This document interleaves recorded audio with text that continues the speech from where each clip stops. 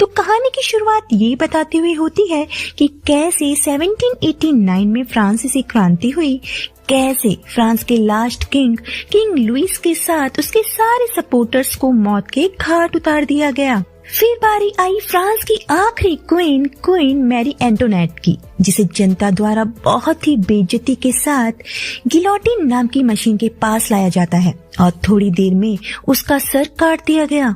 वहाँ खड़ा एक सेनापति जिसका नाम नेपोलियन बोनापार्ट है, वो ये सब बड़े गौर से देख रहा था। नेपोलियन जो आगे जाकर फ्रांस का पहला काउंसिल और एम्परर बनने वाला था। फ्रेंच आर्मी के कमिश्नर पॉल बोरिस बताते हैं कि ब्रिटिश नेवी ने टुलान के पोर्ट पर कब्जा कर रखा है, जिससे आधे से ज्यादा फ्रांसीसी जवान बोटों समेत वहां फंसे हुए हैं। अगर हम हार गए तो फ्रांस खत्म हो जाएगा। नेपोलियन कहता है कि अगर हमें टुलान को फिर से कब्जाना है तो उस जगह पर कंट्रोल करना होगा जहां से अंग्रेज सैनिक टुलान सिटी को कंट्रोल करते हैं। नेपोलियन का प्लान था अंग्रेज सोल्जर्स की तोपों से उन्हीं का खात्मा करने का, क्योंकि फ्रांसीसी सेना के पास हथियारों की कमी थी। फिर एक रात टुलान सिटी में जब अंग्रेज सैनिक नशे में धुत होकर मजे कर रहे थे, तब नेपोलियन के सैनिकों ने किले के बाहर बम्स लगा दिए। फिर नेपोलियन ने अटैक करने का इशारा किया। युद्ध शुरू हो चुका था। नेपोलियन का घोड़ा भी इस बीच मारा गया। फिर भी वो लड़ने गया और इंग्लिश सैनिकों को मार कर किला कब्जा लिया, जिसके बाद इंग्लिश तोपों से ही उनकी बोट्स पर धमाके करके सारी बोट्स उड़ा दी गई। नेपोलियन वो जंग जीत चुका था, लेकिन अपने घोड़े की मौत से वो दुखी भी है, जिसके बाद नेपोलियन को ब्रिगेडियर जनरल बना दिया गया। लेकिन फ्रांस की सत्ता में अभी भी एक ऐसा लीडर था जो कि सिर काटने वाली उस मशीन को अपने फायदे के लिए यूज कर रहा था। वो जिसे चाहे मरवा देता था। लोगों का एग्जीक्यूशन हो रहा था, लेकिन पॉल बोरिस को ये नामंजूर था। इसीलिए उसने नेपोलियन की सलाह ली। काउंसिल के और लोगों को भी ये पसंद नहीं था कि किसी मशीन का यूज पब्लिक एग्जीक्यूशन के लिए किया जा रहा है। फिर एक दिन सभा में वो सब उसे पकड़ने वाले थे, पर उसने खुद को गोली मार ली, लेकिन वो बच गया, जिसके बाद उसका सिर भी उसी मशीन से काट दिया जाता है। इसी के साथ द रेन ऑफ टेरर खत्म हुआ, जो कि 5 सितंबर 1793 से लेकर 27 जुलाई 1794 तक चला। 45,100 कैदियों को रिहा कर दिया गया, जिन्हें जबरन बंदी बनाया गया था। एक दिन पार्टी में नेपोलियन को जोसेफिन मिलती है। नेपोलियन उसे ही देखे जा रहा था, लेकिन जोसेफिन उसे अपना नाम तक नहीं बताती। अगले दिन एक बच्चा उसके पास आया और अपने पिता की तलवार मांगने लगा। उसके पिता को भी एग्जीक्यूट कर दिया गया था और निशानी के तौर पर उनके पास बस उसके पिता की तलवार थी, जिसे जब्त कर लिया गया है। उस बच्चे की माँ का नाम था जोसेफिन और वो जानती थी कि सिर्फ नेपोलियन ही उसे वो तलवार लौटा सकता है। लेकिन नेपोलियन ने उस बच्चे से कहा कि आम जनता को हथियार रखने की इजाजत नहीं है, जिसके बाद नेपोलियन खुद उस तलवार को लेकर उस बच्चे के घर गया, जहां उसे जोसेफिन मिली। जोसेफिन ने जानबूझकर अपने बच्चे को नेपोलियन के पास भेजा था ताकि नेपोलियन उसके घर का पता जान सके।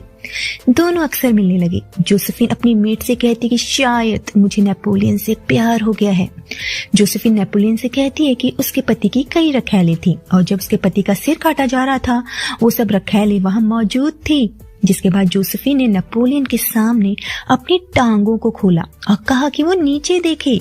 उसके पास नेपोलियन के लिए एक सरप्राइज है, जिसे एक बार उसने देख लिया तो जिंदगी भर पाने की लालसा रखेगा। यहाँ से इन दोनों का अफेयर शुरू हो जाता है। इधर राइलिंग काउंसलिंग पर हमला करने वाली थी। पॉल बोरिस कहते कि हमारे पास बहुत कम हथियारबंद जवान हैं। ये भीड़ 20,000 लोगों की है। इन्हें रोका तो ये लोग हम पर हमला कर देंगे। नेपोलियन के कहने पर वहाँ 40 तोपें मंगाई जाती हैं। 5 अक्टूबर 1795 को नेपोलियन ने तोपें लगवा दी और भीड़ पर फायरिंग का ऑर्डर दे दिया। पहली लाइन की पूरी भीड़ मारी गई, बाकी बची कुची भीड़ वहां से भाग जाती है। फ्रांस में नेपोलियन का रुतबा और बढ़ चुका है। नेपोलियन ने जोसेफिन से शादी कर ली। फर्स्ट नाइट को ही उसने कहा कि उसे एक बेटा चाहिए। नेपोलियन 40,000 सैनिकों के साथ 1798 की जुलाई में इजिप्ट पहुंचा। इससे पहले वो इटली जीत चुका था वो इजिप्ट के पिरामिड पर तोपों से हमला कर देता है और उसने इजिप्ट पर भी जीत हासिल कर ली। नेपोलियन जोसेफिन को लेटर्स लिखता, लेकिन फ्रांस में बैठी उसकी पत्नी बिस्तर पर एक सैनिक के साथ गुल खिलाने में बिजी थी, जिसके बारे में नेपोलियन को कोई खबर नहीं। वो तो उसके प्यार में पगला चुका है और उसे लव लेटर्स लिखता है।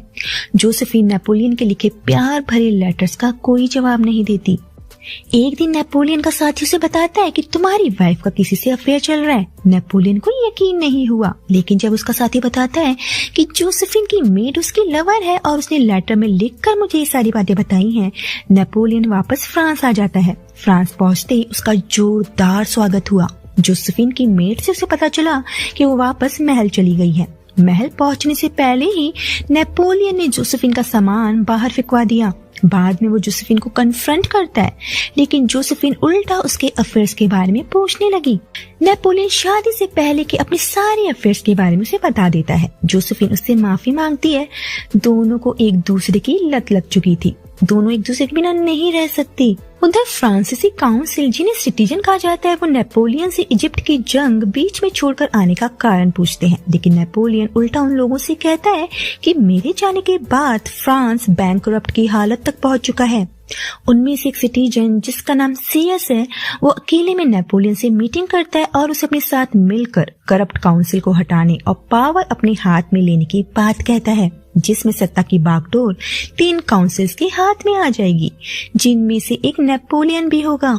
अब सारे काउंसिल सिटीजन्स को एक एक करके जबरदस्ती रिजाइन करवा दिया गया। उसी दिन नेपोलियन पर मिलिट्री का मिसयूज करने का आरोप लगाते हुए उस पर और उसके भाई पर हमला किया गया, लेकिन दोनों भाई बाहर आ जाते हैं। नेपोलियन बाहर खड़ी अपनी सेना को फ्रांस का वास्ता देकर उसका साथ देने को कहता है, जिसके बाद सेना उन सभी लोगों को बंदूक की नोक पर शांत करा देती है। अब सबको हटाकर नेपोलियन फ्रांस का फर्स्ट काउंसिल बन चुका था। फिर एक पार्टी में वो अपनी माँ को जोसेफिन से मिलवाता है। उसने इंग्लैंड और फ्रांस के बीच शांति के लिए एक लेटर भी भेजा, लेकिन रशियन राजा अलेक्जेंडर भी इंग्लैंड के साथ था, क्योंकि इंग्लैंड के साथ उसका बिजनेस ज्यादा फायदेमंद है। इंग्लिश लोग नेपोलियन का ऑफर ठुकरा देते हैं, जिसके रिएक्शन में नेपोलियन इंग्लैंड के एम्बेसडर को साफ शब्दों में धमकी देता है। लेकिन यूरोप में अमीर फैमिलीज नेपोलियन को एक ठग समझ रही थी, इसीलिए उसका सलाहकार उसे सजेस्ट करता है कि तुम फर्स्ट काउंसिल का टाइटल बदलकर किंग बन जाओ। 2 दिसंबर 1804 को नेपोलियन की ताजपोशी हुई। अब वो फ्रांस का किंग बन चुका था, पर उसे एक वारिस चाहिए जो उसके बाद उसकी राजगद्दी संभाले। नेपोलियन जोसेफिन से कहता है कि अगर आज की रात इंटीमेट होने के बाद भी तुम प्रेग्नेंट नहीं हुई तो मैं तुम्हें तलाक दे दूंगा। जोसेफिन कहती है कि वो कई सालों से इंटीमेट हो रहे हैं। वो नेपोलियन को सबके सामने मोटा कहती है और ब्रेड का टुकड़ा फेंक कर मारती है। नेपोलियन भी गुस्सा हो जाता है, लेकिन वो दोनों एक दूसरे से प्यार भी करते थे। 1 साल बाद वो ऑस्टरलीड्स में था, जहां रशियन किंग अलेक्जेंडर ने ऑस्ट्रिया के राजा फ्रांसिस के साथ मिलकर फ्रांस पर अटैक करने का प्लान बनाया। नेपोलियन ने भी एक प्लान बनाया था, उन्हें बर्फ में दफन करने का। 68,000 सैनिकों के साथ उसने 90,000 ऑस्ट्रियन और रशियन सैनिकों को बर्फ के ऊपर तीनों तरफ से घेर लिया। नेपोलियन के सैनिकों ने बर्फ पर बमबारी की, जिससे ऑस्ट्रियन और रशिया की आधी से ज्यादा सेना मारी गई और बर्फ के अंदर समा गई। इसी बीच ऑस्ट्रिया का राजा नेपोलियन से पीस कायम करने आया, लेकिन रशियन एम्परर अलेक्जेंडर नहीं आया। नेपोलियन शांति कायम करने के लिए मान जाता है। जब वो घर लौटा तो उसकी माँ ये कंफर्म करना चाहती थी कि जोसेफिन बांझ है या उनके अपने बेटे में कोई कमी है, जिस वजह से उन्हें बच्चा नहीं हो रहा। इसलिए उसने नेपोलियन के लिए एक दूसरी औरत का इंतजाम किया। नेपोलियन को बस उसके साथ सेक्स करना था। नेपोलियन बेमन से मान जाता है। थोड़े दिन बाद उसकी माँ से उसे पता चला कि वो लड़की प्रेग्नेंट है, मतलब कमी जोसेफिन में थी। जोसेफिन ये जान चुकी है और नेपोलियन के बेटे को बास्टर्ड चाइल्ड कहकर बुलाती है। ना चाहते हुए भी सत्ता के दबाव में और फ्रांस के उत्तराधिकारी की चाहत में नेपोलियन ने जोसेफिन को तलाक दे दिया, जिसमें जोसेफिन की कोई भी रजामंदी नहीं थी। जोसेफिन को रहने के लिए दूर भेज दिया जाता है, लेकिन नेपोलियन उससे मिलने आया करता और बताता कि मुझे तुम्हारी काफी याद आती है, और वो उसे रोज लेटर्स लिखने के लिए भी कहता। इसके बाद सन 1807 में रशिया और फ्रांस के बीच सुलह हो गई, इस शर्त पर कि हमारी आर्मी मिलकर इंग्लैंड को खदेड़ देगी। ऑस्ट्रिया के राजा फ्रांसिस की बड़ी बेटी मैरी लुइस से नेपोलियन ने शादी भी कर ली। 1 साल बाद उसका एक बेटा हुआ। वो जोसेफिन के पास अपना बेटा लेकर आया। जोसेफिन उस बच्चे से कहती है कि एक दिन तुम्हें समझ आएगा कि तुम्हारे लिए मैंने क्या कुछ खोया है। कुछ सालों बाद रशियन एम्परर अलेक्जेंडर फिर से फ्रांस के विरुद्ध हो गया और इंग्लैंड के साथ मिल गया। नेपोलियन ने 1812 में रशिया को टक्कर दी और जीत गया। इस युद्ध में उसके भी हजारों सोल्जर्स मारे गए। वो मॉस्को तक पहुंचे, लेकिन वहां कोई भी मौजूद नहीं था। पूरा का पूरा शहर खाली हो चुका था। नेपोलियन रात में वहीं रुकता है और तभी छुपे हुए रशियंस ने अपने ही किले जला दिए, पूरा मॉस्को जला दिया। वो नेपोलियन के साथ डील नहीं करना चाहते थे। नेपोलियन अलेक्जेंडर को भी सेंट पीटर्सबर्ग में जाकर जिंदा जला देना चाहता था, पर उनके घोड़े सर्दी के लिए नहीं बने थे और शहर जलने की वजह से जगह और खाना भी बर्बाद हो चुका है। नेपोलियन को अपनी सेना लेकर मॉस्को से वापस आना पड़ा। रास्ते में बहुत ज्यादा सर्द मौसम के कारण उसकी सेना बीमार पड़ गई।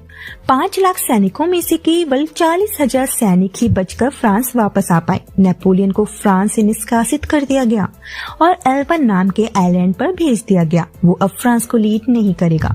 उधर रशिया के राजा अलेक्जेंडर ने जोसेफिन से चक्कर चला लिया था और ये बात नेपोलियन को पता चल चुकी थी। 300 दिन एल्बा आइलैंड पर बिताने के बाद वो फ्रांस वापस आने के लिए तैयार था। उसे फ्रांस और जोसेफिन दोनों वापस चाहिए। उसके आने की खबर सबको लग चुकी थी। उधर जोसेफिन काफी बीमार रहने लगी थी। उसे बेड रेस्ट पर भेज दिया गया। 18वें किंग लुइस ने नेपोलियन को रोकने के लिए सेना भेजी, पर सेना अपने पुराने किंग को देखकर भावुक हो गई और उसी के साथ मिलकर वापस फ्रांस आ गई। नेपोलियन जोसेफिन से मिलने उसके घर जाता है, पर उसे पता चलता है कि जोसेफिन की मौत हो चुकी है और मरते हुए भी वो नेपोलियन बोनापार्ट का नाम ले रही थी। 1815 में सारे देशों ने नेपोलियन के खिलाफ लड़ने का फैसला किया। 18 जून 1815 में वाटरलू में एक जंग के लिए फ्रांस और ड्यूक ऑफ वेलिंगटन, जिसमें डच, बेल्जियम, जर्मन के 68,000 सोल्जर्स आमने सामने थे। इधर पर्शियन सेनाएं, जिसमें 45,000 सैनिक थे, वो उनसे 12 किलोमीटर दूर थी, जो कि 5 घंटे में वहां पहुंच जाएंगी। नेपोलियन ने बारिश रुकते ही हमला करने का फैसला किया, पर हायर ग्राउंड के चलते वेलिंगटन सेना आगे थी। नेपोलियन ढीला पड़ जाता है। डर में उसने अपनी सारी सेना के साथ खुद भी जाकर हमला करना सही समझा, पर तभी पर्शियन सेनाएं भी वहां पहुंच गई थी। नेपोलियन को बुरी तरह हार का सामना करना पड़ा। वो अपनी सेना छोड़कर पीछे भाग गया और ड्यूक ऑफ वेलिंगटन के 68,000 सैनिकों ने पर्शिया के 45,000 सैनिकों के साथ मिलकर फ्रांस की 72,000 सैनिकों को हरा दिया। उस एक दिन में वाटरलू की जंग में फ्रांस के 47,000 सैनिक मारे गए। नेपोलियन को पकड़ लिया गया और अक्टूबर 1815 में उसे सेंट हेलेना नाम के आइलैंड पर भेज दिया गया, जो अटलांटिक ओशियन के बीच में मौजूद है। वहां वो बच्चों के साथ खेलते हुए और अपनी बायोग्राफी लिखकर समय बिताने लगा। 6 साल बाद 5 मई 1821 को स्टमक कैंसर के चलते नेपोलियन की मौत हो जाती है। कैप्शन में हमें बताया गया कि उसने 61 जंगें लड़ी, जिसमें से वो 52 जीता, पर उस जीत में उसने अपने बहुत से सैनिक खोए और मरते वक्त उसके आखिरी शब्द यही थे, फ्रांस आर्मी और जोसेफिन। तो यहीं पर हो जाता है इस मूवी का दी एंड।